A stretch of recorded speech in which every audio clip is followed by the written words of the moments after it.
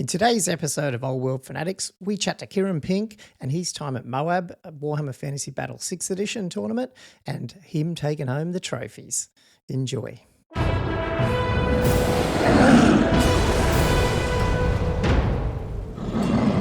Welcome to the Old World Fanatics, your Warhammer Fantasy podcast to quench your hobby thirst for all things the old world. And I'm back today with all of us, myself, Gomo, and Andrew and Josh. How is everyone on your Monday?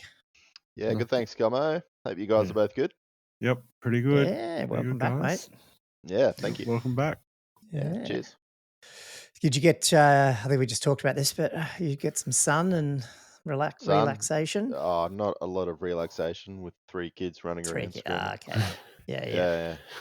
Lots of in the pool, and they're quite young, so, You're sort of entertaining them the whole time, throwing them around? Yeah, just getting splashed in the face and putting on sunscreen and crying because you're putting on sunscreen and, Is that the first time they've been there, or is this a pretty common trip for you guys? Nah, first time I went to Bali, so that's the first time we've been there. Couple overseas trips, similar to that. But yeah, it's just, I don't know, they're still quite young, so it's like traveling with young kids. It's sort of pros and cons. Yeah, it's right. Pros and cons, but you don't want to wait like forever either to do it. So Yeah, it's exactly. probably good. Yeah. Nah, that's all good. I mean, my kids were, obviously. Actually, my kids are pretty boring on my Fiji trip. I almost get to the point where I'm like, I'm not going to take them anymore, really, now, because they just want to talk to their friends on Snapchat still. But I'm not spending all this money. It's like you can bloody stay home and look after the dog. That's it. Mum and Dad can go away. Yeah. So that's probably going to be they are going to come on some others. But I mean, Mia's in year 12, so she probably won't want to come soon. You know what I mean? Nah, it's all good. It all comes around. Cool. Yeah, Fiji is always a really good spot. Very picturesque. It's lovely. Yeah, it was. I mean, and we went out to another little island and stuff. It was, just a day trip and all that. So I'll definitely go back. And as I said, I'll probably just go back with some adults next time just so we can, when the kids, I mean, you don't always just want to drink, but you pretty much do. So the kids are pretty bored. But anyway, all good. Yeah. Cool. So, have you had a chance to get into? Actually, how do we want to kick this off? I'll just intro the episode, I guess. Hey, like just catching up, some hobby time. Yep. Got a little bit of news, but we'll see what we chat about with that. And then the main segment is one of our other interviews again that we like to do. We got Kieran Pink on, who is a player that's from Newcastle here in Australia as well. So we all know him pretty well over at least the last few years, plus tournaments in 8th edition and stuff, at least for me. But yeah, he recently took out the MOAB Warhammer 6th edition tournament, which was a couple of weeks ago in Sydney. So yeah, we want to get him on, have a chat through that, and plus some of his painting and things that he did, and just hobby in general. So that's a really good chat. So we'll cut to that in a minute and listen to him. But outside of that, what did you guys get up to in the last? I mean, Andrew, I don't know if you've had a lot, but did you get up to anything? Just some scheming. Well, did we want to talk about any news? Oh, do you want to do that first? Yeah, that's a good point. I'm really bad, so I'm not looking at my notes. We did get some news, didn't we? So there's obviously something coming on Saturday, but we don't know what. But we did get a leak of a previous leak, but a bit more substantial leak. Yeah. Josh, you're the Brett person. Why don't you take that one away? Oh, well, yeah, it's a built Pegasus without a rider. It's interesting you say it's related to the previous leak, because my impression was it was a different Pegasus. Or that's what the guy says in the post. He clarifies clarifies it, because I thought that too. Oh, does he? Yeah. So he clarified it in the sense that he said it's not the same sprue, like it's not the same source of the leak, but it is the same one. Yes. Right. So I don't know where he got this one from, but it wasn't out of that boot car sale. It was a separate leak of the same model. Yeah. Okay. Yes. Yeah. Right. Yeah, makes sense. And someone else on YouTube has gone, and I mean, and they've like, how one of the shots is there 4 pictures, isn't there? And one of the shots you can see the sprue, and someone highlighted the areas and compared it to the Yeah, first one. I yeah, went, yeah. yes, it is the same one. Got So, got the okay. trigonometry out. Yeah. Yeah. Yes. Well, that makes a lot of sense because I was surprised there was 2 new Pegasi coming because I'm like, what on earth? Like, it was hard to work out what they were planning. Yeah. Yeah. Especially Makes a because l- this is obviously a character because there's no way you're Yeah. ranking that guy up. Well, yeah, they're not replacing the 6-head Pegasus Knights. Yeah, Like that wasn't ever going to happen. So it makes a lot more sense that they just made a Bretonnian hero on a Pegasus.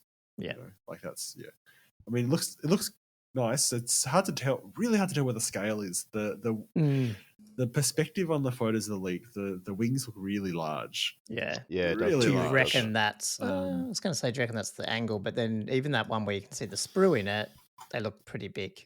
And Yeah. it's almost top down. Yeah. Yeah, it's I guess we just have to wait and see. Really. But yeah, I'm a bit worried about the potential for some significant scale creep going on there. Are we just getting used to is the old stuff just used to like little wings? Like when you look at most animals, the wings are way bigger than their bodies usually. Yeah. You know, so it's probably a better scale maybe, but it's just not used to it. And it is, Well, who it's knows? 99% chance it's going to be a hero. So, Yeah. you always have the heroes tend to be a bit of a bigger model. Choose, they feed their Pegasus better. Yeah. Pegasi, whatever The the healthiest Pegasus, Pegasus. that's Takes the pick of the litter. I mean, yeah, sure, the wings might be more realistic, but when has that ever Yeah, I know. become a consideration in this realistic, game? and it's a fantasy game. I mean, if you're talking about anatomically realistic, it's technically got 6 limbs. It shouldn't have the 2 forelimbs to start with. That's You know what I mean? exactly right. Yeah. Where did that evolve from? Yeah, Exactly. Yeah. It's but you like the actual shape, like obviously. I mean, you must just love getting these Bretonnian leaks. Yeah, it feels very luxurious having these random Bretonnian newly sculpted stuff come on that does look quite pretty and totally fits the aesthetic of the old 6th edition stuff. Just looks prettier. Has it got like a sort of a quilted effect at the back? I think it does. On his butt. On his bum, something like that. Yeah. It's what'll make I should say. I mean, it's a good figure anyway, but with the right hero on it, it's going to look good. Like, I mean, it'll look good anyway, but I'm just saying, you know what I mean? Like sometimes that sort of pose, I could imagine. Actually, I wonder if this would be a dual one too, because they always dual build these things, don't they? Like, so this could be. Is there multiple hero type? Like, who can ride a Pegasus in the Brett lists? That's a good question. I mean, obviously the hero, obviously it could be different too. But the hero and Lord Fighters can. Like in mages or anything? Can. I don't think so. They can just ride unicorns. They're just unicorns. Yeah. I was just wondering yeah, they can't be on there. But they might do like a named character and then a different build is just a more generic. It'd probably be like maybe you can choose a sword or a lance and a helmet or a helmetless. I reckon that'd probably be the options. Yeah. Plausible. Yeah. No, he looks that was good to see it built though. Like especially just because it's plastic too. We knew we were going to get something plastic, but we hadn't technically seen one yet. So it's good to see what it would look like. Yeah. I mean, I don't know if this is going to be related now that this has come out. If that's, I don't think Saturday's news reveal things would be affected by this stuff. But I mean, no, I think they're just doing their thing. I think, yeah, because they've had a different reveal. Like the last time they had an announcement, I think that it was after the first leak. Yeah. Yes. I think that's when the unicorn came out. So yes, probably. Yeah. I think that's right. Am I remembering that right? I think so. Yeah. So it was just an unrelated thing anyway. So yeah, they're just doing whatever they want. Yeah. Yeah. We hadn't talked to you about that sort of news, and you weren't here last week, Andrew, when it got announced. But I mean, what are you expecting? Obviously, you know about the Warhammer Day on Saturday night for us, midnight. What was your take on it? And you did listen to the episode, so you probably heard our take. But what's your views on Saturday? Or what's your expectations, if anything? It's so hard, like, to guess because it's. sometimes you think you're going to get something big, but then you just get this little snippet.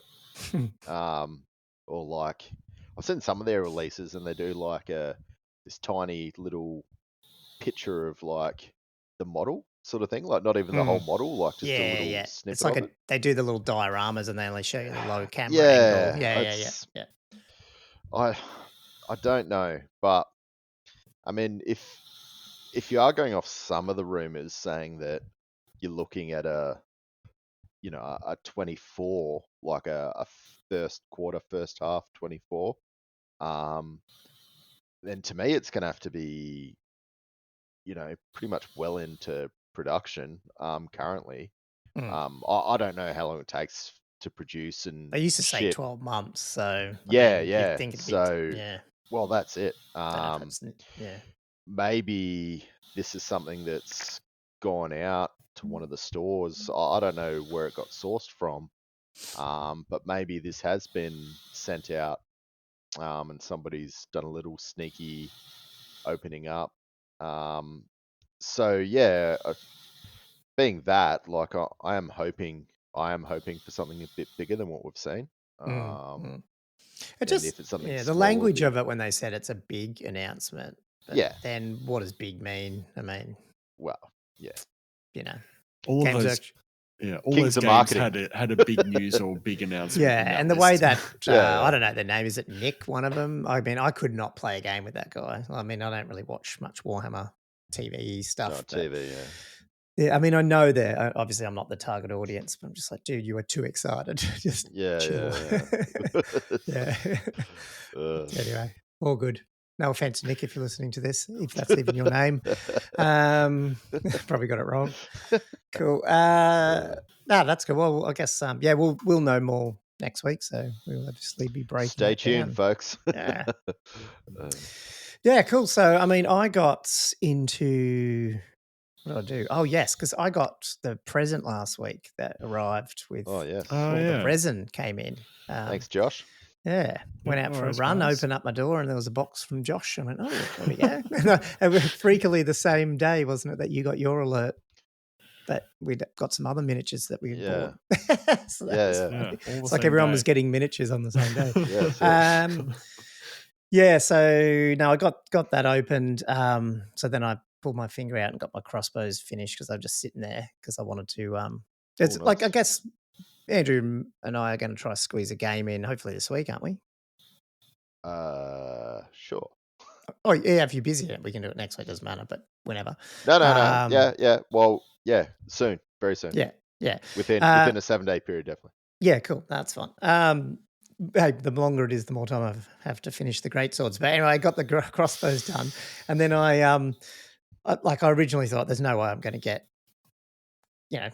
the swordsman and the 20 greatswords done in a week for a game. So I didn't want to stress myself out. But then, I put them. Yeah, I sort of cleaned up the greatswords. They didn't really need a lot, Josh. And then there's a few bends. So I've never done any of this, but they all straightened up except for the bloody standard bearer keeps bending at the bottom, even though I have tried to bend it back, so I probably just didn't do it good enough. Just got to have it in there for longer in the boiling water. You know what I might do? It's right nearly close to the bottom. I reckon it's going to sit right next to a tactical rock. That's going to hold it. So I put them together, and then it's funny. I don't know. I haven't done any of this. I haven't even painted printed resin or anything. I've only used fine cast and stuff like that, and I don't mind painting fine casty resin stuff. I don't mind the lightweight and everything, but then as soon as I undercoated them and then zenitholed them, it's like almost like the detail came out, you know what I mean, it just looks, the resin looks, I wouldn't say cheap, but it's just different, you know what I mean, than plastic. And then I sort of went to them and they're good, they're fine, but if Games Workshop brought figures out, I'd get them instead. But then once I've sprayed them and started doing it, I've gone, shit. Start to pop. I can't believe some of the detail on them. I'm like, what the? And just the character. Are they all different? All 20 greatswords? Are they all 20 different designs? I think there's like 8 or 9 designs, I think. So yeah, there's a. But they must be mixes of. Oh, then I guess you're putting the different heads on. Yeah, you got different heads for each one as well. I swear they're all different. Oh, maybe I probably mirrored a bunch as well. Ooh. So that's probably why it looks like there's so many different variants. I swear there's not one double. Yeah. And I'm just like, this is insane. Yeah.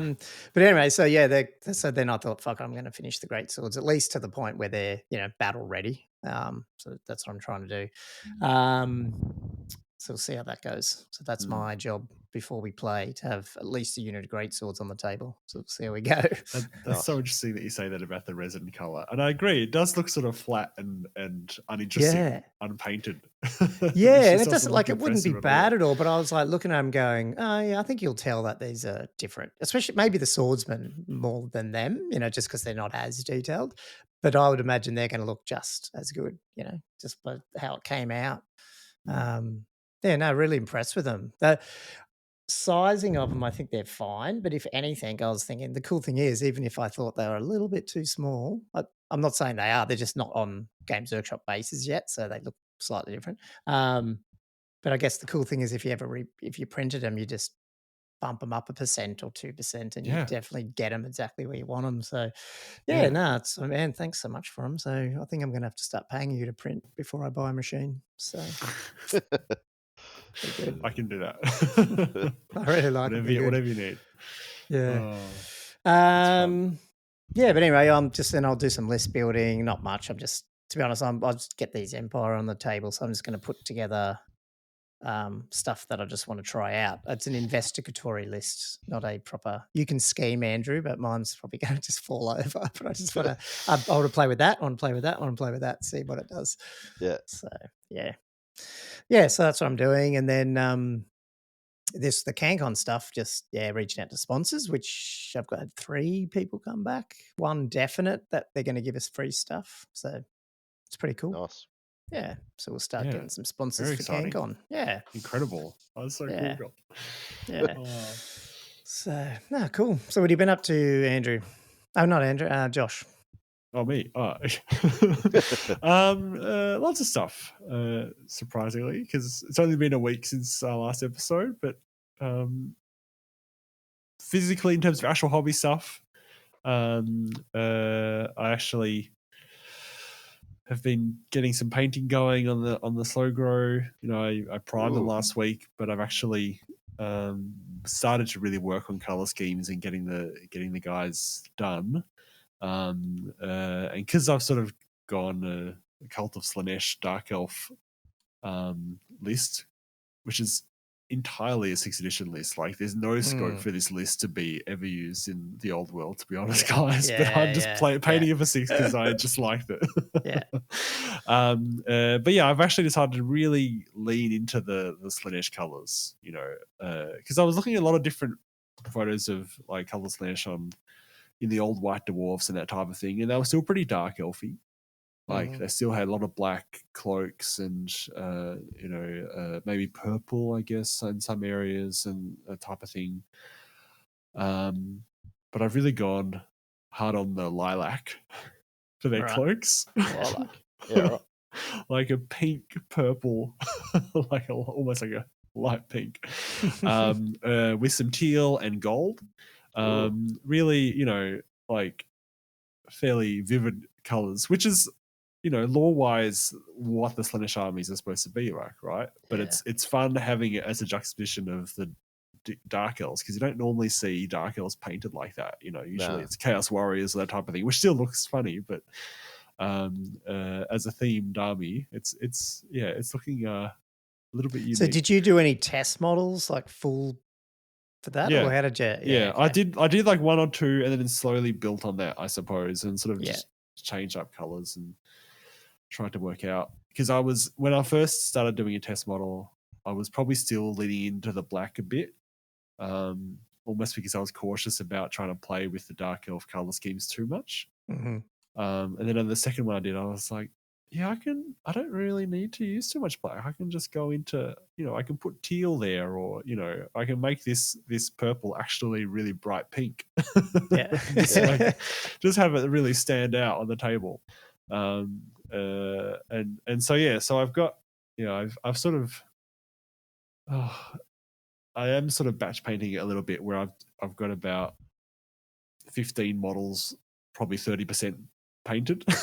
Yeah, So it's Yeah, just so I'm working on that. And then the other thing I was doing today as well, like I've been busy today.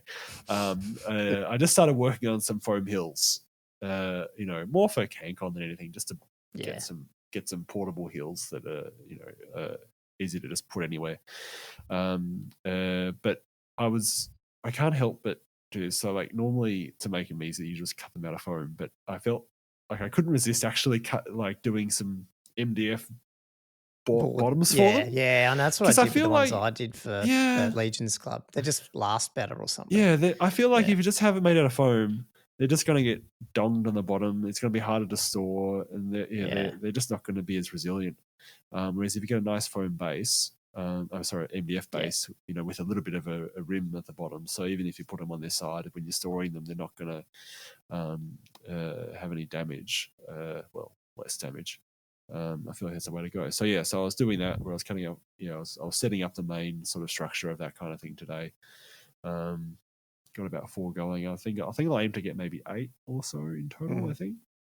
Nice. What do you do? What are you doing for like the actual? Is it grass or is it textured paint or like flock or what do you? Was it depending on the? Are you doing different batches for different tables or?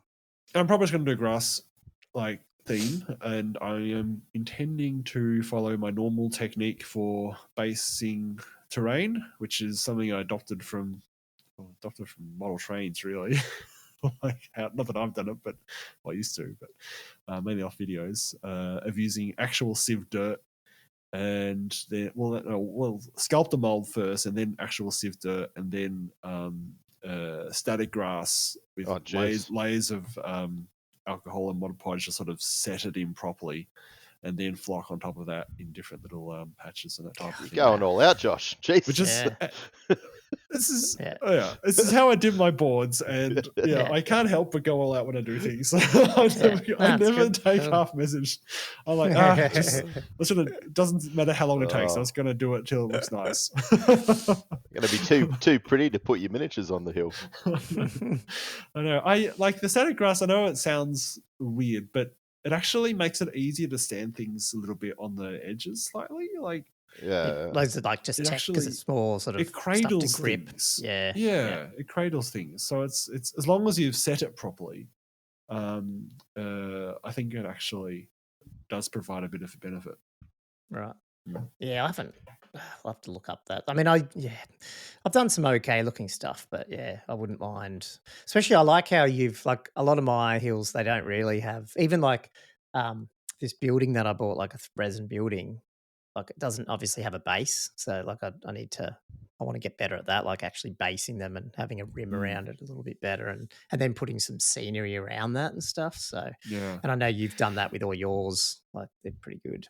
Some of them, yeah. I need it. There's a bunch that I haven't got around to yet, but it's a whole other field, so to speak. Doing that sort of hardscape hobby, and having, because you actually need a wide variety of different coloured bushes and grass, and especially if you try theme it. Like one of the mats I've got, I think Andrew might have played on this, I don't know, but it's like a town one, like it's got roads on it and stuff, like it's like a cobblestone thing. Whenever I play on it, I use my old buildings, but they're like ones I had in high school, and so I want to go through and like do them all up with the new ones and stuff, proper resin ones. But then just other little things like a well that you can put, because there's a you can tell there's a well on the game map, but obviously it's printed. So I'm like, you can put like a well in the middle of the town center and stuff, and it just would look like, I don't know, it would look sort of like a town, but obviously you don't want it too busy. But then I was thinking, I don't know if you could do this, but like, how could you replace hills in that? And I was thinking, imagine if you had like a half burnt down village where the bottom of the building, which was the brick part, was the only thing left, and the rest of it was rubble, but it looked, that was the hill, and so you could put your troops on. So it's like some of the ruins you actually use as hills, but do it in a way that it doesn't. That'd be pretty good, like the foundation sort of thing. The foundations of the house is the hill, and so it looks like I don't know. I was trying to work out how you could do those type of things, but that'd be pretty cool. But like I said, Josh, it's a whole different modelling thing and collection that you got to put together. The more We're you get into using- it, the more stuff you acquire. We're using for the foam, Josh. We're using the underfloor like the hard foam that they use for insulation, like the Blue board XPS or whatever. foam. Is it? Yeah, sweet. Because that's Yeah, pretty that's- cheap that's from great. Bunnings and That's stuff and all that. Isn't Yeah, it? it's Like, really cheap. It's really cheap. Oh, Yeah. yeah. That's what I used for my scenic boards and stuff. They were good. Yeah, and then I just got like Yeah. a hobby like foam cutter and and a little bit of a glue gun. I find a hot glue gun is the best way of securing the foam, as long as you don't heat it up too much. Because if the glue's too hot, it'll melt the foam. Stop melting. But if you get it just right, That's or what I just was let it doing cool a with little my- bit, then it won't melt the foam. It'll just glue it nicely. I was Which using means- soldering irons on mine to make cracks and stuff. Yeah. Which also means like I actually really like the hot glue because also if you re-glue something and you want to cut it with a foam cutter, the hot glue melts from the foam cutter. So like as most other glue, especially like liquid nails and stuff that I've used in the past, the foam cutter would just stop. Yeah, because it can't melt the liquid nails. Like it would just Yeah, it'd be like crap. Whereas a hot glue, the foam cutter just cuts right through it. It's a nice little Cool. Yeah, I'll have to get convenient one of them. benefit of that. Yeah. Well, I mean, it'd be good to see, get some pictures of them when they're done. That sounds cool. Yeah. Did you? And obviously you've been pretty busy with CanCon too. That's the players pack. Absolutely. Yeah, the players pack has been significant amount of work, and Paddy and I have been trying to get it done. Ideally this week, really. And we've pretty much got through the structure of it and editing it, and it's mainly just doing a bit of formatting at this point. Hopefully we can release it over the next couple of days, probably not long after this podcast comes out, really. Cool. Nice. Did you get any more updates on the attendees and stuff yet, or you just... no. No. I really need to request it. I'm not sure what the acceptable rate of requesting, because you literally have to email the guy and he sends you the list. Oh, right. Okay. So you can't log into something and automatically do it. So I'm not sure what how. But yeah, if I'm you intending to do it. Yeah. I'm intending to do it once we get the pack done. I'll probably be like, oh yeah, what are we up to? Yeah, no, that's what I'm wondering. I'm like, he's gonna be like, oh, stop asking me. But yeah, once the pack's done, I think I'll get it. It'd be good to know where we're at that point. I know we're not sold out because I was looking at the tournament lists, and there are some tournaments where you can no longer book tickets. Yeah. Okay, because so it's locked in there. Like if you hit 40, you wouldn't be able to buy another one. Okay. Yeah. So definitely not sold out, which I wasn't expect we would. I think so. I think there's a number of people that are sort of waiting to see what the pack is before they even buy a ticket, which it's a funny way of. Well, I've seen some people. Is it worth? And I don't know if the others have done this, or maybe you have and I haven't seen it. Are you guys going to put is it worth putting like a Facebook group event up for that CanCon tournament that then links we will. to that one? Oh, okay. Yeah, cool. Yeah. But again, I sort of wanted the pack done. No, totally. Yeah. Before we did that. And I think we're just about finished it now. So, a lot of the scenarios, interestingly, we're about to talk about MOAB at length with Kieran and all the different scenarios that he encountered at that tournament. Because Paddy and I, she's taken some learnings, I guess, from how she felt those scenarios went at MOAB, and some of them we've adopted for CanCon. We haven't used all of them, and in terms of the mixes scenarios, we've gone for we've gone for some that might be a little bit more interesting, and I think the last scenario we've just gone for a straight battle line with not really much else going on, just a nice easy one to finish off with. But we have kept the challenge one, which I really like the idea of. I just like the idea of having bonus points for winning challenges. It's pretty cool. Although we did change it. We're trying to work out, do we keep the killing blow buff for champions and stuff, and I felt like it disadvantaged units that had killing blow natively, to me. Right. And then it would also probably make characters that could take an item that made them immune to killing blow. I don't know. It changes the balance slightly in the game. So I feel like just rewarding challenges in itself is reward enough. Yeah. And yeah, there's a couple of other scenarios, some that base around attaching table quarters, but using champions or characters to near the center of the quarter to win the quarter. And we also had like a Blood and Glory version, but it's a slightly more gentle Blood and Glory in that the game doesn't finish when the army's broken. So you keep playing the 6 turns, but if you get to the end of the game without having your own army broken, you actually get additional points for that. And then we've also got a similar to the MOAB, almost like straight from MOAB, the one where you've got a central static objective and then a mobile cart that both players can sort of fight over. And so you get to move. Control. Is that so? That each when it's the opponent's turn, you move the card or something? Is that what it was? Yep, that's right. You alternate, but it's the start of your opponent's turn that you move it. You move it 6 inches. Cool. And you got to charge it to take control of it the first time. And then after that, it's whoever is basically becomes a standard after that. So if you beat that unit in combat, you can take it. If a unit flees, they drop it. Once the card's been taken, it no longer then moves like independently. And you can just move on to take it. But yeah, for the first few turns before it's charged, it's essentially like a wild wagon trying to run around and escape all these armies that are trying to get it. But yeah, so that's where we're at. And yeah, we've also adopted, another thing from MOAB, which is the 20-0 system plus 5 points separately for the objectives as well, which I feel like does sort of help to reward getting the objectives more so than just modifying the 20s. Yeah, I think so. I think so. Yeah, it'll be interesting to see how it goes. And in terms of the lists and the pack and that type of thing, like again, we're trying to keep things fairly open in terms of what you can bring, and so it's very much a subjective thing of us looking at the list and going, is this too much? Or exactly. So special characters, that type of thing are okay, and we haven't really outlawed anything at all, but at the same time we're relying on people taking a level of responsibility in terms of not taking ridiculous combinations or really overpowered stuff. And if they do, we'll have to ask them to change the list. Yeah. Cool. And I think that's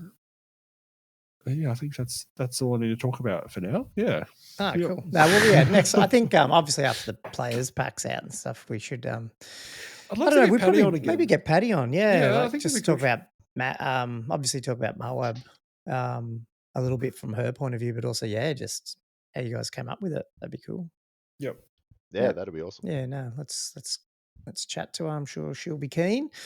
Okay, cool. Well, Andrew, so did you get up? You've got a note here, so you did get up to some scheming. Oh, I've been doing lots of scheming. So yeah, I've been tinkering a lot on New Recruit. I love it. I actually really like New Recruit. I find it just, to me, it's user friendly. I like how you can go through magic items, tells you kind of what they are when you're just having a play. Just with, you're just going through, you're like, oh, I've got 20 points to spend, I might just throw a magic weapon, and you don't have to pull the book out because it's got the little notes in New Recruit as part of the... Have they done that? Has he done that with all of them? Because I don't know if that's... I'm not sure. That's just looking at High Elves. But totally.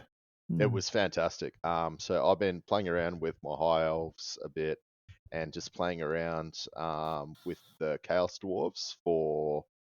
I'm not too sure how that's going to work now. I might have to play Empire or something like that, possibly for the slow growth.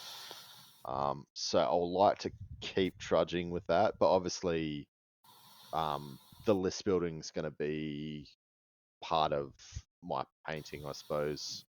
I think that's always the same with the slow grow. You kind of come up with your ultimate, to 2,500 point army, I suppose, maybe. And And try then and just work towards it.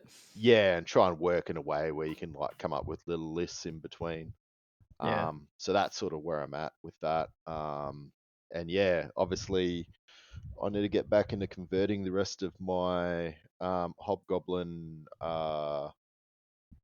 Chaos Hound conversions for my Wolf Riders. And then obviously I'll get those painted Bull Centaurs that Josh did for me, which look fantastic. Yeah. So I'm excited to see those as well. And yeah, that's sort of where I am. But at the moment, just list building, and then yeah, hopefully start putting something together that you and me can play. Well, I've pretty much got some put together very soon. And then maybe I'm assuming we'll be doing some test runs for probably CanCon coming up. Yeah, but I'm probably going to take Tomb Kings to that, so I'll probably fiddle around. Yeah, definitely, we'll get lots of games in for that. But Yeah. I'll do Empire this next one just so I can use it as an excuse to try them out. But I feel like like playing more, it's probably more interesting for probably more the YouTube content, just having different battles and stuff on there. But it also helps me learn, like, if you're playing High Elves and I'm playing Empire, then at least I know those armies now. Like, I haven't played enough in 6 to know. Yeah. So And I've still got Vamps I can like bring along. They're all painted. And I hate them, so that definitely bring them. I should learn to play against them, so it's a good. No, that's cool.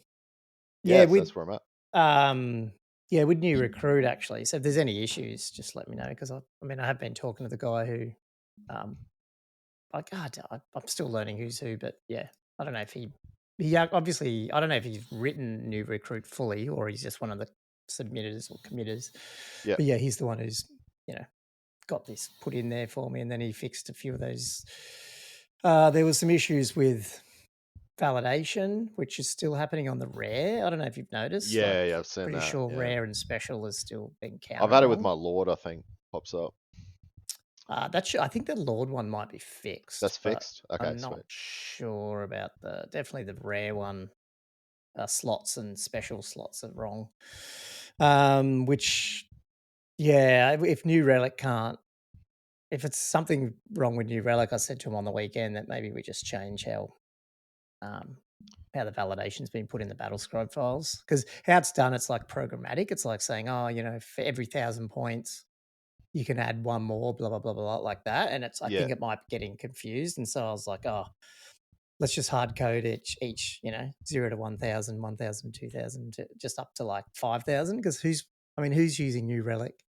Not New Relic, sorry, that's a software. New Recruit. Who's using New Recruit to run 10,000 points, 6th edition games and stuff? Like, I don't think we need to cover every scenario. So so that's an option potentially, but they might fix it. So we'll see how we go.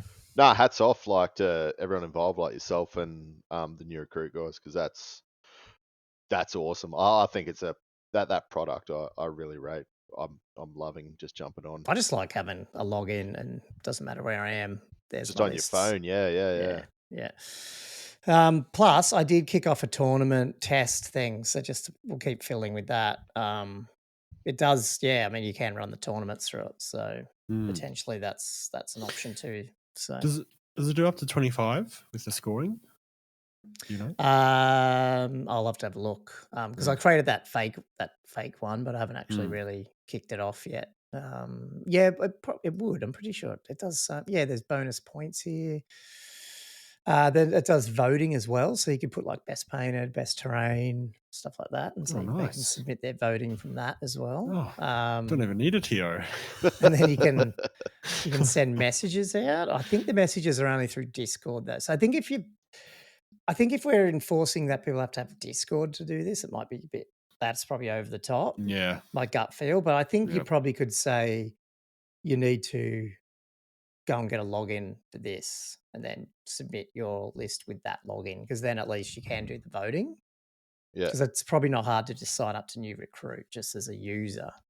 But sort of teeing it into your Discord and all that gets a bit. Yeah, no, that's too much. But I feel like getting people to get onto that website and just the login making a login is 10 seconds. Well, I'm pretty sure most people know how to do that. Yeah, exactly. Yeah. So, yeah, and the advantage there is, like I said last week, it just means that, yeah, you could actually run all that voting through it and stuff. So anyway, you could actually collect payments too, but we don't need to because CanCon did it. So Yeah, CanCon did it. yeah. No, well, I don't know if you've signed up to that test one, Andrew, but if you do that, then I we'll saw have a it. few I dropped the ball. players. I No, was it's all good. You're probably away. It's fine. came But home and had a million things going on. So. yeah, I think you were going through customs when That's he was right, asking you to do Yeah, that. probably something like that. Like, yeah, I'll get right to it. Yeah. Awesome. Okay, well, should we get on to chatting to Kieran and see how he went in MOAB? Yeah, definitely. Yep, let's do it. Oh, welcome back, everyone. Cool. So we've got on the call today pretty special guest here and local to us, well, at least local to me and Andrew here in Newey, Kieran Pink, who recently just won MOAB. I think most listeners of this podcast would remember we've been sort of talking about MOAB the last couple of weeks. Plus, obviously, we had Paddy on who ran the TOing of that tournament. So yeah, we've got Kieran on who not only went, but I guess we'll get into this. You not only won, but I also believe did you win Best Painted as well? Yep. Yeah, I did. Is that what you said? Yeah, okay, It's a cool. bit of a Well, anyway, surprise. welcome to the You call, won both mate. awards. Yeah. It's just peak You hobby. get onto that. The peak of hobby. That's awesome, Kieran. Yeah, so welcome, mate. First time on Old World Fanatics. Thanks for coming Thank you. on. Happy to be here. Yeah, so look, we just like whenever we're chatting about tournaments and stuff, it's always good just to get a bit of background, I guess, into, I mean, obviously we know you, but some of the listeners, especially overseas, won't. So, Sure. I don't know, 2-minute background of how the hell do you come to rolling dice and painting miniatures? Started in high school, pretty early high school. Had a friend of mine who played Warhammer, so I got into it with him. So this is probably 20, 25 years ago now. Back just on the start of 3rd edition 40k. Started with 40k. Moved into fantasy pretty soon after that. Started with 6th edition, I think, actually was my first edition. Me and a friend bought the starter set, and he took the Orcs and I took the Empire, and we sort of started from there. Since then, I've played through all the editions of Warhammer, all the editions of 40k, into the 9th Age recently, the community project, played the army, the Warhammer Armies project for a little while, Infinity, bit of Necromunda, bit of Mordheim in and out of there, so bit of everything. Do you still play 40k? Yeah, kinda. I haven't really hit much 10th edition, but it's more just it hasn't really grabbed me yet. You know what I mean? Like I play Imperial Guard, so it's sort of they took all the fluff out of that, and I was like, no, I don't have Mordians anymore. Oh well. Right. It's one of those things at beginning of an edition, isn't it? When everything goes back pretty vanilla, I guess that can struggle a bit. No, that's cool. Sorry, yes, and you were about to say you do a bit of painting as well. You're just not a gamer.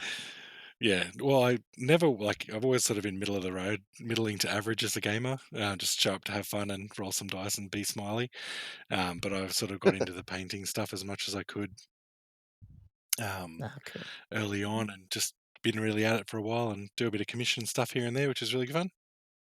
Yeah, we might talk about that near the end, but yeah, that's I know Andrew's had you on his some of his collection, I believe. Is that right? Yep. Yes.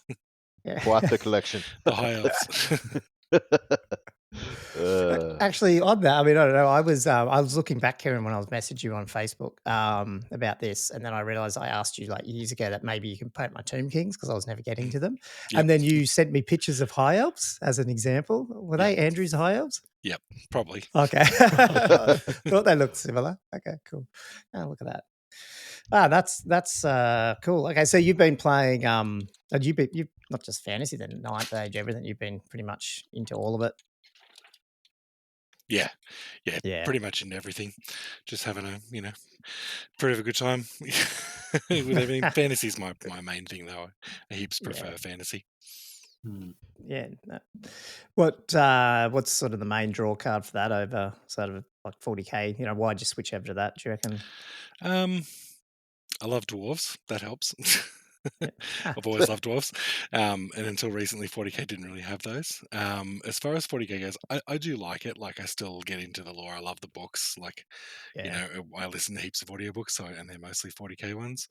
But I just find fantasy to be of most editions to be a more involved game where you actually have to think about what you're doing and where the game's not over during deployment. You know what I mean? Yeah. You have some 40k games you set up and you're like, I haven't got a chance here. Whereas Yeah. fantasy, you can still Yeah. choose to hold back and not do much and conserve points. You can't really do that in 40k. Cool. Do you want to move it on, Josh, to the other MOAB stuff? Or Yeah. So, MOAB. Do you want to give us a quick overview of the tournament, like the army sizes, how many games were played, and that type of thing?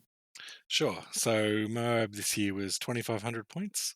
4 games, 2,500 points with a bit extra time to play them because there was unique scenarios for each one. Scenario 1 was taking table quarters, but it was a diagonal deployment, so it was quite close together. Scenario 2 was... I'm trying to remember now. Take the middle. The challenge one, wasn't it? Yeah. Yeah, the challenges. So unit champions were challenging. If you were challenging up, so if a unit champ was challenging, say, a character, the unit champ got killing blow. So that was a bit, pretty lethal. Yeah, okay. The third one was capture the hill, but there was a stationary hill and a mobile hill, so one that you can take and move with and one that you can't. And then the last one was coins. So every unit champion and every character generated a coin for their unit, and then at the end of the game, when you kill a unit or when you kill a character, you take their coin, and then they sort of hold on to them like objective flags. So say a unit's carrying 3 coins and you wipe it out, you get to take those 3 coins off them. Right. Which was it was an interesting scenario. I quite enjoyed it. Yeah, they sound quite inventive scenarios, really. Did you have a particular one that you enjoyed the most, or how did you find them as a variety of the games you played? I thought they were pretty good. I thought they were good because they didn't alter the gameplay too much. They weren't like you were already going to be doing pretty much those things anyway. So it's just dictating where and when you should stop. So I liked that. I probably liked the coins one the most because it enticed you forward. Like, it enticed you to go and get things. Yeah. I think the only one that I would alter really was the first one, the diagonal deployment. It was just too close together to start with. Like, it was a 12-inch gap. 12-inch, yeah. Was that the same as 8th? Because that's the same.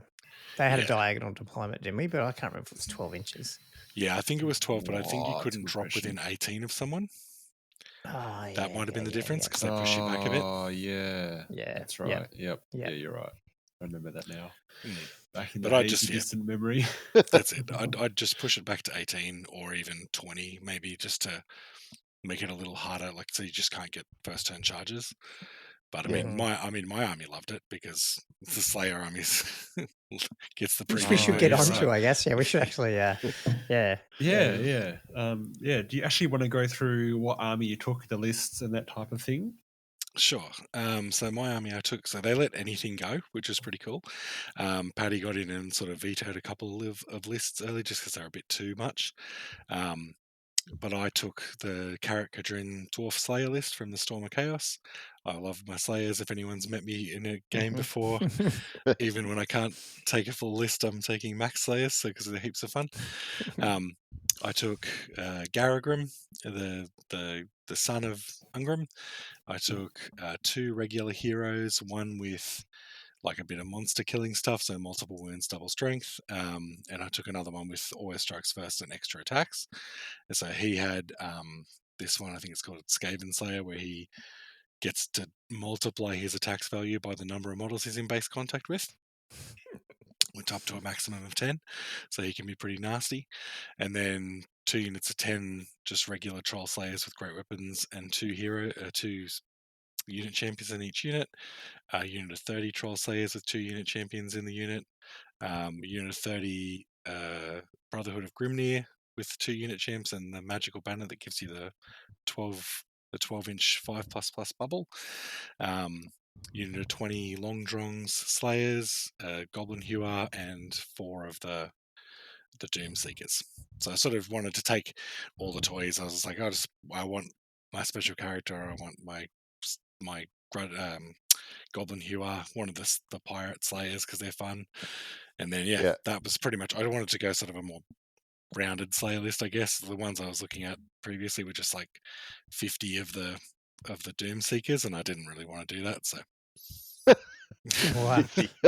I don't own 50 of them, but Yeah. but yeah, it's How do they sorry, I was just going to say, how That's does that list I know you took a 2,000 point Mhm. Slayer 1-2 Castle. I'm not was it? Yeah, What did we have? Castle Was Assault. it Castle? Yeah. Yeah, so what was mainly different there? Obviously with the extra 500 points. The extra 500 points, Castle Assault taught me I don't need too many heroes in the Slayers because you're not using heroes to break combats. Like Slayers will just fight until they die, so that's good. So I felt like I could save the points on the Slayers, get rid of a hero, and I found that I needed a bigger unit that could absorb a lot more damage because at Castle, I found that like I played the 20 Brotherhood of Grimnir was the biggest unit I had, and they would fight, but they got eaten up pretty quickly. So I just needed that bigger block to get in there, and then I wanted a couple more of the Doom Seekers just to sort of secure my flanks a little bit more and reduce the amount of chaff trying to get around me. All right. Okay. But Yeah, cool. the staple one's really Ungram. The whole army's an Ungram delivery system. Right. Yeah. Right. Oh, that's cool. Yeah, so that's the list there. And it was, you said, so it's 4 games, 2,500 points, yeah. Yep. And then those 4 different scenarios there. How many players did you end up? Was there 20? 20 players. I think there was 20 Something? players, yeah.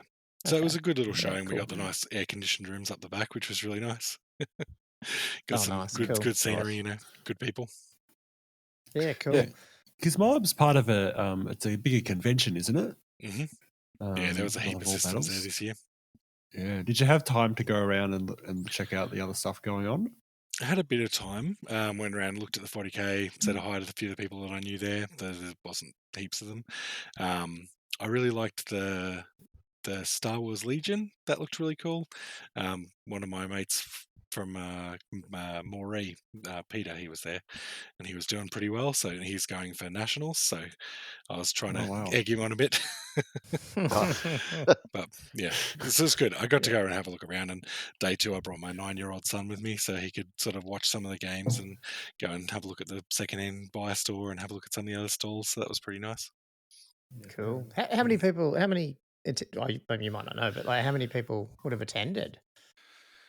Maybe a few hundred easily. They got the whole basketball stadium full, and then the downstairs rooms and the hallway rooms and all that kind of stuff. So there was quite a bit of space used up. Because it's like the second biggest versus CanCon in Australia, is it? Like I think so. Of yeah, gaming. Yeah, it's pretty massive. It's the only other one I know that's got all the extra stalls and things like that as well. So it really goes pretty hard, and they're running out of space pretty fast in there. And they had an 8th edition Warhammer Fantasy as well. Did they have was 9th Age there or Kings of War or some of the other square I didn't bases? see Kings of War. 8th edition, I think, was on day 3, so I didn't see any of that. It was in one of the other rooms, so I was only there 2 of the 3 days.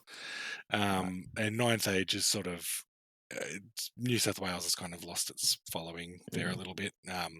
I still play. I still really enjoy it, and there's still probably a handful of guys who do, but mostly they're in Victoria and Queensland now. Yeah, okay. Cool. Well, do you want to run us through? I mean, it's only 4 games, so that's pretty good. Like I guess, how did you end up taking? What was your? I guess, overall, what was your win, like your points and everything? But if you want to run a few games, that'd be really cool. Rightio. Overall, I think I didn't write it down, but I think I'm in the mid 60s out of a potential. It'd be like 68 out of 100, I think. But there was 100 points because there was bonus points for each objective. So there was the standard 20-0 system for each game, but then a bonus 5 points you could earn that each player could earn for those for the scenarios. objectives. Yep. For the scenarios. Sweet. Yeah, so you could get 100, but really it was sort of out of 80 with a few extra bonus points here and there. My first 2 matchups were pretty good for me. I think the first one was against Christian's High Elves, and it was an all-cav list with Imric in it. And that was the really close deployment as well on the corner. So it was sort of going into it going, sorry? Was there quite a few special characters going around the tournament?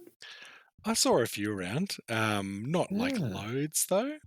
I thought there wasn't as many as I expected to see. But I think 6th is kind of good for it because 6th has most of its special characters are fairly overcosted. There's a few that are fantastic value, but yeah, for the most part, you probably wouldn't bother. Lots of monsters though, lots of dragons, lots of giants, which is pretty nice to see. Cool. But yeah, so played the High Elves first up, which was a good matchup for me. Christian played pretty conservatively, and I ended up knocking him out 13-7, and we both got 2 bonus points for that. We both got 2 table quarters each.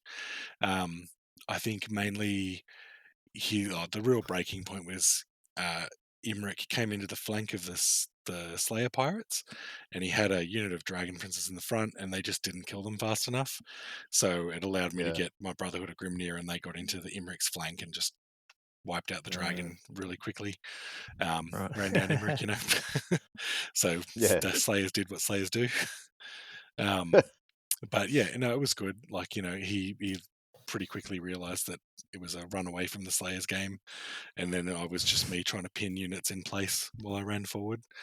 Against game 2 was Jason's Tomb Kings.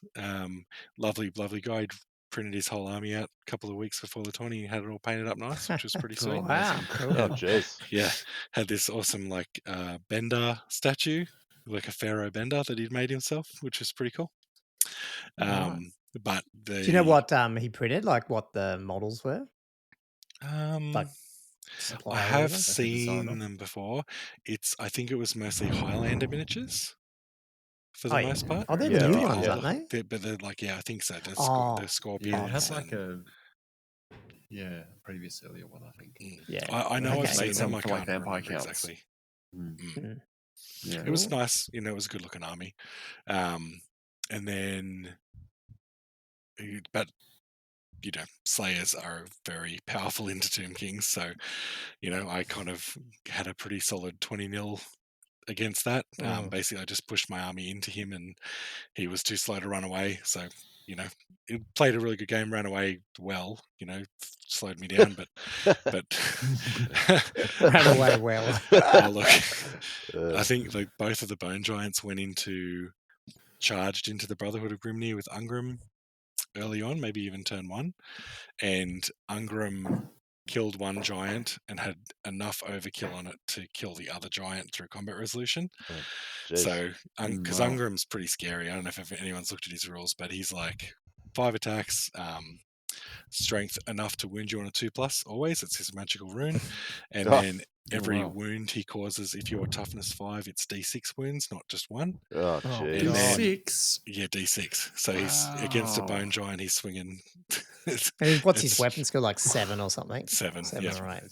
Yeah. And he can also choose to attack like the Doom Seekers, so he can choose to do the hit everyone automatically in base contact, and then partial everyone in combat with them.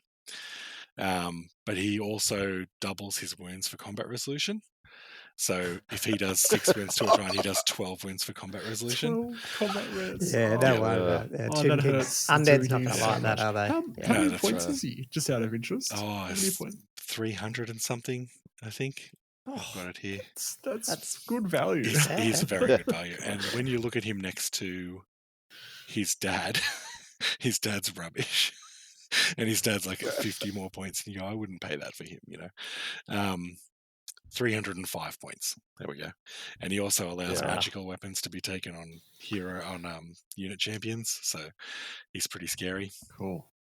But yeah, he's actually kind of almost better at fighting units as well, because of the hitting everyone thing. So he'll usually say he goes into a unit of 20 mil bases, 3 automatic hits, 7 partials, so 6 hits, winning on 2s, so wins 5 times, kills those 5 people because he's going to ignore their armor, and then doubles up to 10. The double it. So even like Just Griffin in standard, fire. he's like, I don't care, and he that fights Oh, first too. man. So that goes before Chariot impact hits as well.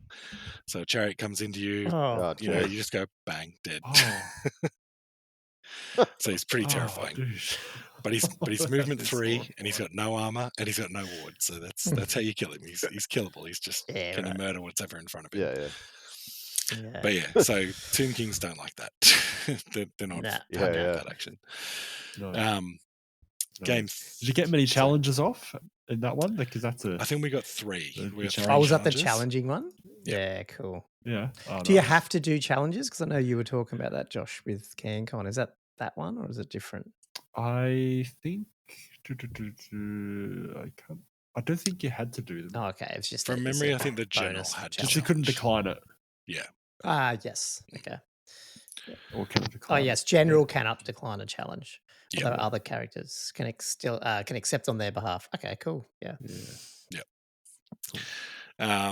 Then game 3 was against Chris's Chaos Warriors. This is actually it went 11-9 my way, but only because every one of his attacks is strength 5. So Slayers, one of the Slayer rules is you get 10 victory points for every Slayer that's killed by a melee strength 5 attack. So we were actually within about 2 victory points of each other until I added 350 points of Slayers that he'd killed. What to that, rule which is was pretty that? good. It's Is that on that it's in on the that Storm of special Chaos army Warrior. list? Or is that It's called. Yeah, Is that because nice. they like die in a like good way or something? Like a Yeah, heroic it's called way? a glorious death. And Yeah. So That's but it's got to awesome, be mate. a melee attack, it's got to be strength 5 or more. So Yeah. it doesn't count for like impact hits and stuff. But Chris's list is like a mobile Chaos Warrior Zench list, so he had 3 flying Zenchian casters, so they had the multiple magic missiles, and basically his game was fly around me and shoot me with magic missiles until I died. Yeah. But I've got a lot of guys, so that sort of worked on my favor. So I managed to get one objective. He got the other one. Dogs picked it up and ran away. I couldn't keep up. Dwarfs can't do much. So yeah, it just came down to kills in the end, and then it ended up that the Slayer all pushed me over the edge, which was fun. Yeah. Wow. But it was a really good game though. Like we had an absolute blast. And then the last game was against Dave's Demons, and it's always good to run into someone in the last round. And I didn't actually know that I was going well at this point because Paddy was doing it all manually, so I had no idea where I was going in the overall scheme of things. And I assumed with like 2 moderate wins and a good win, I was like, oh, I'll be up there, but not going to be in contention. And it wasn't until almost maybe the end of the first turn, and Dave's like, oh, we're playing for first. I was like, oh, okay. So I better start thinking about this. But no, we had a good time, and the board was kind of challenging. There's a big impassable in the middle, big pond on my right side, so I kind of had to split my army in between the two and then go around, and then there was a forest, so I couldn't, because you can't really march dwarves into forests to spend the whole game there. So I was kind of trying to avoid the forest and avoid the impassable, and David put a few things in my way to kind of slow the big blocks of Slayers down, and then he sort of focused on bringing down my right flank, which was small unit Slayers and Long Drongs plus a couple of the Doomseekers, but they held up long enough to make sure that my sort of heavy side carved through and then came around and ate enough units that we got there in the end. We were drawn on the coins by the end, which was interesting because someone said to me, I was chatting to one of the other guys, and he was saying, he asked me why I pushed forward, and he was like, why would you push forward? You had, I think, 9 coins to start the game, and Dave only had 5. And so he was like, you'd have been 4 up if you hadn't lost anything. You just could have sat in the corner and just been 4 up. But I said to him, that's because I didn't know I was in contention, and even if I had, I probably would have pushed into him anyway. You probably would have done it anyway. Yeah, that's not very That's right. Slayer-like. Yeah, It's a little yeah. dwarf-like, but not Slayer-like. Yeah, exactly. Ungrim's there to kill people. That's what he does. But I think he took Dave by surprise a little bit. Like I go through all my rules at the start, but there's a lot of rules for the Slayer list, so people tend, like, I try not to get gotcha people, but sometimes it happens. And Ungram took out a unit of plague toads by himself. And Dave was like, that's pretty scary. I'm not going to fight that. And then it was just feeding him chaff until the game ended. But yeah, it was another great game. I think I got up 13-7 in that game, or 12-8 on the kills in the end. And then we drew on the coins, and so that was enough to push me over the edge, and we got there. Oh wow, Nice. that's cool. Good fun though, and like every opponent was great. Had a great time. Had a dream run. Didn't run into any wood elves. That was really good. Because I think that would have been a pretty bad game for me. It's very rock paper scissors. So you got bigger units there, but true. Yeah. Against cool. And then of course, so it's still too much for it. Yeah, that's it. Yeah. Nah, cool. So then what's about how did the painting stuff go? So is that just like a vote? There was a people's choice vote for it. There wasn't actually as many painted armies as expecting. There was probably 5 of the armies were pretty good. I actually thought that Christian's High Elf army, the all-cav one that I faced in the first round, was really, really nice. Like, it was very, very nice, down to like all the eyeballs painted and everything. So it looked fantastic. So I was kind of quite surprised to get the win on that one, actually, compared to a couple of them. Like even Dave's Demons were really, really nice. So it was sort of, I was like, oh, that's a pleasant surprise at the end. Yeah, right. Had you been working on the Slayers for a while, painting them up and that type of thing, or is it something you've been doing more recently? A bit of both. So I've been painting the Slayers unit by unit for maybe 15 years, and so they're all a bit different, which is nicely different hues of orange, which kind of looks good in a big patch, but I've got my sort of my technique down to what I want to do now, and it sort of stands out nicely. The army looks really striking on the field, which is quite good, and they look quite cohesive. I've built them some nice sort of custom movement trays to go with it, because they're all on Skybore Elven Ruin bases. So these nice kind of little Elven Ruins. And I got the Skybore ones and made these like prints where I pushed the Skybore bases into the edge of it, so that I could make a whole movement tray that has the Skybore bases around sort it, of all the matched same pattern. Oh yeah. Sweet. Nice. Yeah, so they look pretty nice on the field, and they all look very cohesive. So happy with that. Yeah. How quick? Like if I gave you a Slayer, how quick is it for you to paint? Just one Slayer. The way I do it now, I'd probably like, for one guy, it'd be like an hour maybe. That's because waiting for drying time. But usually I do sort of, Andrew will tell you, I do batches of like 50. So you're a big batch painter. Yeah, wow.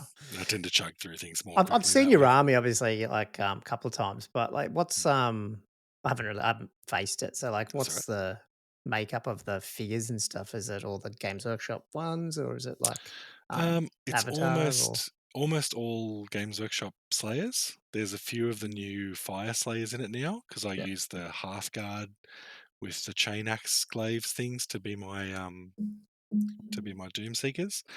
I do have some Avatars of War ones as well that I use to fill out spaces. I've collected most of the special ones now, so like the Games Day one of the Slayer standing on the Demon's head, and I've got Gotrek in there somewhere, and he runs around, has a good time. But yeah, it's pretty much all Games Workshop. Yeah. Okay. Cool. Yeah. I saw because I was looking back through all the Highlands is the one that you printed for me, Josh, wasn't it? Yeah. Highland Miniatures. Yeah. And I went back through their Facebook feed and saw their dwarves and their Slayers, and they look pretty cool too. But I haven't. It's a good range. There's a bunch of providers now, but And are they metal ones, or have you got Finecast or whatever? They're mostly metal. There is some resin ones in there. But it was actually about 10 years ago. I got a lot on eBay. It was like 50 just black primed Slayers. And when you saw the photo, it didn't say it or anything. I just saw the photo. I was like, oh yeah, it was 50 of them. It was like $160, and because that'd be pretty good if they were metal. I was like, yeah, I'll Mm. take that. So Yeah. I bought them, and they arrived, and they were all like hand recast resin ones. And I Oh, was like, some of them were pretty bad. There was hidden under Oh, the damn. black undercoat. So I was like, so I've been scammed. Yeah, But yeah, yeah. I fixed up Yeah. maybe 20 of them, I think. I got in and green stuffed a few and did a few weapon swaps. So there was 20 that I could salvage out of that. I could keep them now. Wow. They're Oh, all painted jeez. up. Fill out the ranks. Uh, Yeah, yeah, well, didn't know there was that many Slayers in the world, but anyway, there must be. Yeah. These yeah. cool. Yep. Ah, that's awesome, man. Thanks. Yeah, so are you heading to CanCon? I'm hoping planning to, on- yeah. Yeah, I've just got to confirm Okay, it. cool. Make sure that we, do the right brownie points and get the time with the kids and stuff. Yeah. And yeah, it should be a CanCon. Yeah, yeah. Ah, cool. Yeah, nice. That's awesome. I'm actually So thinking I've got that's. some... Sorry, you go. Oh, I was going to say, so your preference would be 6th? Yeah, As I a should be there for CanCon 6. versus Can't Con? Yep. Well, I Yeah, haven't yeah, heard sweet. anything about CanCon yet, so I haven't either. Yeah, yeah. at the moment I yeah. think it's probably going to be 6th edition, I'd say. Yeah, Should yeah. be fun. I've got a Tomb King's army I want to try. Yeah. So just to the listeners, I suppose, so a while back, 9th Age was trying to get a tournament going at CanCon. Mhm. And I think there wasn't enough positions filled. So that's when they've gone to a local game store, Jolt Games, and they decided to call it Can't Con instead of Can Con. So I was a bit of a play at words there. But yeah, they've been running that. I think Can't Con's been going for what, 3 years, maybe? Yeah, 4? 3 or 4. I've been there Yeah. all but one time, I think. So yeah, 3 or 4 years. Yeah. Pre-COVID. It's a year. Yeah. It's a decent-ish turnout, I think. Like my understanding. Yeah, usually For it's like 9th 26 Age, people or anyway, something. Yeah. Yeah. It's Yeah, not bad. yeah. And it's Nah. nice to be in the air conditioning at Jolt. Yeah, it is. It's a good game store, Joel. Did they have Kings of War going last year as well? Or is it usually just 9th Age? Now, I can't remember if it was last year or the year before last. Or the year, maybe, I'm thinking the year before last. It was probably the one just before COVID that I'm thinking of there, because my brain gets time all muddled up. They were running Kings of War, and they had the like someone who was one of the prime developers for Kings of War there. So not Alessio, but one of the other guys who writes the rules. And he came and he was hanging out with us at the 9th Age thing, chatting to us about Kings of War, which is really nice. He was a lovely, lovely guy. I can't for the life of me remember his name now, but he was really sweet. Cool. I just looked at the tournament list for next year. There's no Kings on that. There's no 8th edition Warhammer either. So that's interesting. Yeah. The community is settling on what they want. Yeah. I thought there was no Age of Sigmar for a minute, and I was like, but it's called something else. And I was like, wow, there's like... Yeah, you got to type a million Warhammer, and then it comes up. It's definitely 200 or something ridiculous. Yeah, that'd be pretty big. Call to glory. Yeah, that's it. Yeah. So obviously going from 8th edition and 9th Age, obviously played 6 in the past, but it seems like with 6 taking off now, it's kind of the path forward. Or it's really just the game to play in New South Wales at the moment. But how are you finding it compared to the other two? Like it's obviously a bit of a simpler game in a way, but at the same time it's not. So what's your thoughts on that?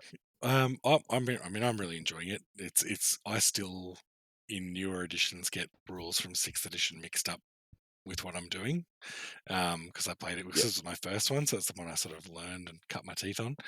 I still now going back to 6. I keep going to get out my tape measure and measure something. I'm like, wait, I can't do that. Got it's hard to break put it down, you know. But at least my guessing skills aren't too bad anymore. I'm really enjoying it. I think the thing for me that I'm loving is not having to pack 200 models for a game. You know, like it's a much more like when I'm running a Tomb King, like I'm running this Tomb King army at the moment, and I don't need to worry about bringing 4 blocks of 50 skeleton spearmen and Yeah, 15 Ushamti, and like I like the smaller game size. It still uses up the same time. I'm still playing a good game. I'm still worried about my ranks and flanks. I just don't have to worry about losing 20, 30, 50 guys a turn, And so I'm really, really enjoying that, And when I'm writing, say, dwarf lists, I don't need to think, have I got my 5 pieces of artillery? No, I've got my 2. That's enough, and I'm good with that. Yeah. So I'm really enjoying it. And I love having the fluff of the magic items again. That's really nice, and the special characters, that's really nice. Yeah, So the characters, yeah. That's great. That's it. Have you? I'm assuming you've been, like everybody, following the dribs and drabs of the information for the old world. Trying to. Is there anything anything you're particularly looking forward to or hoping to see from the old world? Well, look, I've got a Bretonnian army as well, so I'm pretty keen for the new Brett models, especially that Pegasus that everyone keeps leaking. Yeah. I do like the bigger bases. I think a few of my friends don't really like that, but I kind of like that. Yeah. Only because I think units generally look a little bit better when you've got a bit more scenic to play with, and especially the hobbyist in me is like, I'm keen for that. I mean, I recognize it's a pain in the butt to rebase a bunch of dudes, but Yeah. it was that aside. I think that's not too bad. I am hopeful that it's going to be a system closer to 6th than it is to 8th, probably, just to keep those army sizes down, like I said. Because I think that with any of the systems, the buy-in seems to be the hardest thing. Like, I've got heaps of armies now I've been collecting for close to 30 years, and even like, I work, I'm an adult, I do my things, but it's still hard to be like, get a unit. Do I want to start an army? Do I want to do this? No, I've got to pay for food, Yeah. So that's what I'm looking forward to. I'm looking forward to hopefully bringing back a bigger community group to it as well. I think sort of, look, I'm not going to go into all the stuff that's happened. Obviously, we've all done that before, but I think it would be nice to get, a non-Age of Sigmar tournament together that's 50 players consistently, so the way Castle Assault's been, because I miss those days. I miss DogCon, and I remember going to DogCon when it was like 180 players. That was awesome. And CanCon, and you had what was the one down in Wollongong? I can't remember now, but there was So there was a point at which you could go to a 60 Gronkon. There was a point at which you could go to a 60+ player fantasy event every 2 months, and you could play a bunch of people, and everyone had a great time, and there was still different people. But that's what I'd like to see again. I'd like it to be a good, clean rule set that just brings everyone back together, kind of thing. Yeah. It'd be. I mean, I only really played tournaments and all that stuff, in the 8th edition. So I wasn't like, I played 6 as a personal just as a kid sort of thing. But it'd be interesting having gone back and looking at 6 and playing it and meeting people who obviously got out of it 8th because of the change. It'd be interesting if they can get it to the point where it actually brings all the people from, most people that we want from 8th at the heyday, but also all those people who left and didn't want to play 8th. It'd be very interesting. There must be potentially a lot of people who would come back, but who knows? We'll see. That's it. And I think, whatever happens, and we all play, and we'll find a system to all play together. That's the beauty of the community. Yeah. So. Yeah. That's cool. Yeah, well, hopefully we might find out some more news on Saturday/Sunday morning for us, whatever. So I'm pretty keen. Fingers crossed.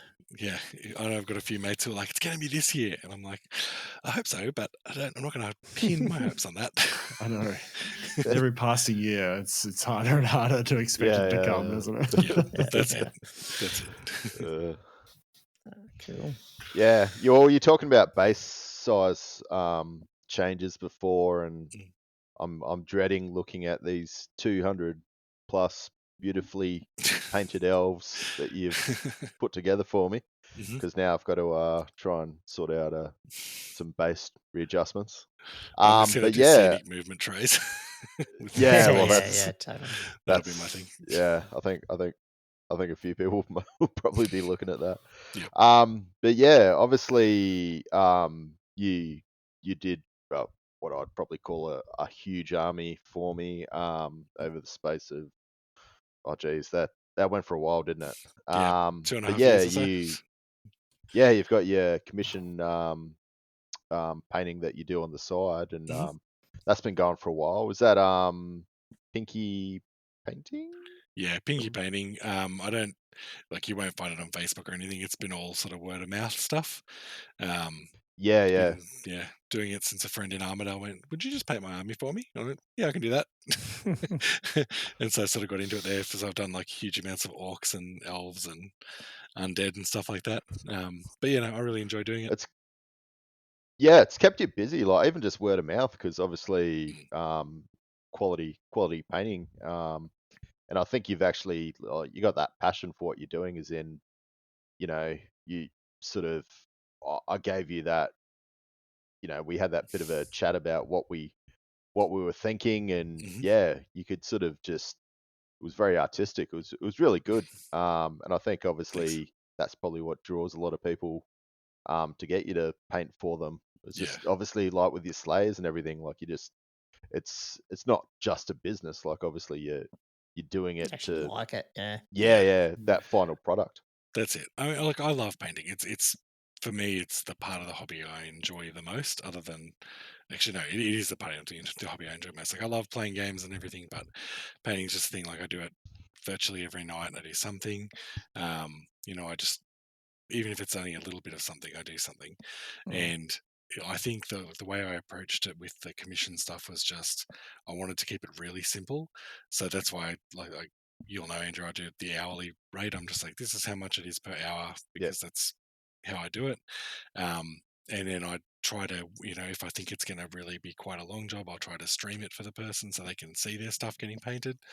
And I just, however long it takes me, and that's what I say to people is, if you've got a simple scheme, it won't take me as long. If you've got a harder scheme, it'll take me longer. That's how it works out, and you can watch it happening. So it's not like it's going to go anywhere. And do my check-ins, making sure people are happy with how they're going, and do my test miniatures and making sure they're happy with that. And I just have a great time. And as I develop new skills, I'll say to people, "Hey, I'll do you want me to incorporate this? Do you want me to incorporate that?" So I've doing some recently, did just one of those little war cry war bands for someone, and sort of used my airbrush a bit more, which was nice. I never really got into that because I found it to be not useful for the armies that I paint for myself, and then the ones I was commission painting, I never felt that it was going to add all that much time to it. With the exception of one demon army I painted, which the airbrush was super helpful because I could do most of it really quickly. But again, it's just adding skills and having fun and painting minis. So No, it's really good. Hopefully I'll get some pictures when I get them off. Probably me and Gomo will probably have a battle coming up soon. I'll take my elves, get some pictures, and throw it up on the Instagram. That's right. Yeah, it's always good. It's a good thing. I mean, not only playing Kieran's armies, which always look good, but the more armies you've painted for other people, Kieran, means we're probably playing them as well against them as well. So that's right. gets more painted armies on the table. So exactly, it's a good thing. Yeah. Cool, guys, man. Thanks for that. That was good. It was just good when I saw your Facebook post that you took it out. I was like, that's awesome. It's always good for a local person to go down there and get a win. So congrats, mate. Really good. Thank you. No, it was a really great time. You guys got any other? Yeah, I'm sure he would have. I know Patty's. Was her first? Was it her first tournament, or was sort of her first main one? The first one I've seen her run. Yeah.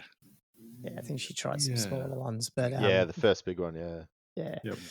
That's cool. I mean, obviously, we'll take some of that. I know Josh has taken some of that feedback into CanCon, so well, she's running it with me. So she definitely has. It should be great. Yeah, so cool. Yeah, awesome. Anything else for Kieran while we got him? Otherwise, I'll let you go, mate. No, I think it's cover everything we're going to cover, I think. Yeah, no, Thanks no, for it's coming, been Dan Cam. yeah, It's all right. it's Thanks for been having great me on. catching up. It's been No awesome. worries. Thanks. Hopefully we'll get a game in at some point before CanCon, but if not, we might see you there. Yeah, for sure. Cheers, mate. No worries. Yeah, Thanks. cheers. Cool. Well, yeah, that was that was a good chat with Kieran. What did you guys think? Yeah, it's great. it was great having Kieran on. Yeah, it's a great bloke. It's good to see. You know, he's been kicking around the scene for a while. Really nice guy to play with. So it's good to see he got up. Yeah, just it's funny. Like he's doing, unfortunately, he's doing Tomb Kings by the sound of it for CanCon. So I'm never going to get best painted. But I'm going to hit him up for. I want to redo my basing for my Tomb Kings for the old world, like better sand stuff. I think I've talked about this before. Yep. And I totally forget. I should ask Kieran. He knows how to do all that shit. So I'll see what he's doing with his ones. Just want some other advice on different options for that. But yeah, that'd be interesting to see how I didn't realize he had a Tomb King army, so it'd be interesting to see what it comes out like. Yeah, it sounded pretty nuts. He had the almost like interconnecting, like scenic base sort of. Like for the Slayers. Yeah. That sounds really cool. Yeah, it sounded nuts. Yeah, and that's his. That's why I love playing against. I can't remember if what's. I think I played his Bretonian army. I think what I've played against him, but yeah, not his dwarfs or anything. But yeah, it's always, I've said, like on the interview, it's always good, like when you rock up against someone who's got a really good painted army, and because he's obviously other people have his armies or like he's painted them. Like it's he's a good guy to have on the local scene, that's for sure. So. Yeah. And did you guys have anything else to catch up on this episode? Or if not, I think it's probably a good length. We could probably call it. No, I think that's mostly what we're going to cover today, I think. Yep, agreed. Are you guys staying up on Saturday for the 12 o'clock or are you just going to check in the morning? I'm sure Josh will be up. He'll be like, I've got to set my alarm. I'll be up. I'll be playing Battlefield. I'll be sleeping soundly. I am not staying up for that. No. I'll get up to all the Facebook posts of people weeping about how disappointed they are that there was so little updated. Tears. Well, who knows? There's always tears, even if it's a big thing. It's either tears about something, a rule they didn't like, or tears because they didn't like a particular way something was sculpted on a model. Yeah, agreed. That's the toxic community we're in a bit. It's toxic, but not toxic. But well, areas are toxic, but entitled, it can be community. It can be beaten. No worries. Oh, well, thanks for the chat again, guys. That was really good. And thanks to our listeners as usual. I think we went well over 1,000 downloads so far, which has been really awesome. Thanks, guys. I've sort of lost track of the little award things. I know we hit 25 countries. I don't know if it's more now, but who knows. But guys, we're still looking for obviously we're always looking for those 5-star reviews, and I think I've seen a couple of them on like Apple Podcasts and Spotify, which has been really good. But if always looking for messages. I know people have been mostly messaging through, I think it's Facebook and Instagram that comes through on that Meta business bloody Facebook portal thing. But obviously we're on X as well and Twitter. So just, you can search for us on Old World Fanatics. You'll find us. Let us know what you think, suggestions, all that sort of stuff. We're always looking to hear from other people and just, spread the word as the old world rumbles forward and comes a bit closer. Yes. So, Thanks, guys. Indeed. I'll let you guys get back to it. Cheers, and guys. chat to you next week. Cheers. Cheers. Thanks. Ciao.